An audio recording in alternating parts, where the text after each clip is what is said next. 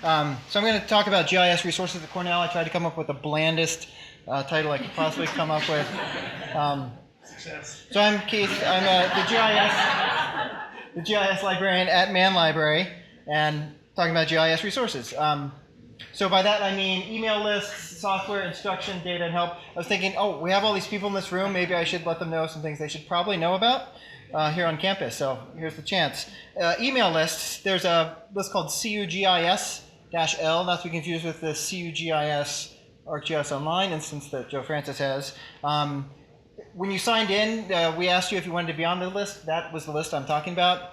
If you said no, you didn't know what we were talking about, thought we were trying to sell something, you can subscribe just like you subscribe to any other list with that command. There's also a Synergist group, which is a GIS interest group for Tompkins County, Ithaca. It has folks from City of Ithaca, Tompkins County, people as far away as Cortland or Binghamton, possibly even further. People at Cornell as well.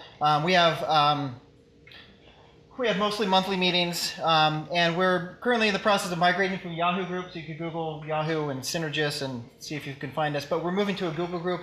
It's my fault we haven't moved yet, so I apologize. Right after this forum, I'll be right on it. And we'll also have a new website. I'll be right on that as well. And we don't have the exact date published yet, but it's mid-November, I think the week before Thanksgiving, we're going to have a little event. Software, these are the three big ones that we support at Man Library. And you've probably heard of the first and the third at least. I don't think anyone mentioned Manifold yet. So ArcGIS, I just want to mention there's public computers at Man Library, also the electronic classroom at URIS, oodles of computers. There's other places on campus. Sometimes they're in departmental labs or smaller places where you have to have some kind of in. Licenses, there's ones from CALS and Cornell, Frank Popowich, and Steve Smith. Yeah, they alluded to that division. Did I misspell licenses? No, that's right. Okay. Manifold is a program that was popularized here by Art Lembo a few years ago. Lots of people and their grad students in natural resources are still using it in other departments. We have that installed at Man Library. We also administer a campus license, so you can get that free on your computer.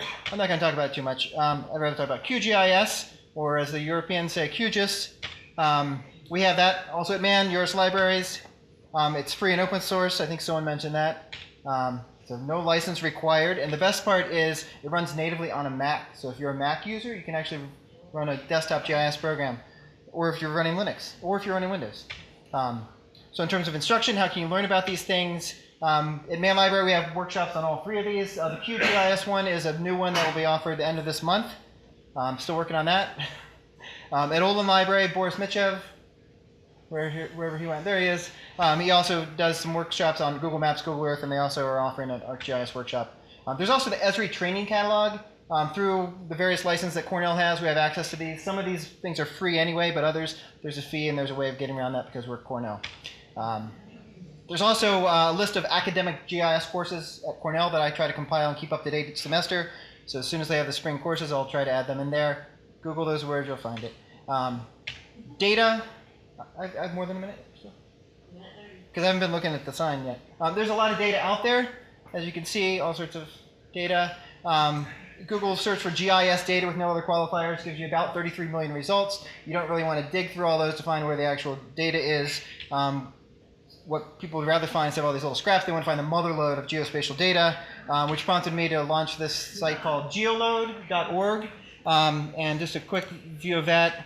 It's a site, it's basically a data catalog, 1 minute now. And the idea here is that data sets are cataloged very lightly by the place name, the general topic, and maybe some more specific tags. So if I'm looking for data for Sudan, I can just narrow that down, and I'm surprised there's actually 7 different sites that specialize on geospatial data for Sudan. That might be an exceptional situation, but you get the idea. How do I get back? Oh no. There we go. I don't even know how many slides I have left. Help. If you want help, come to Man Library.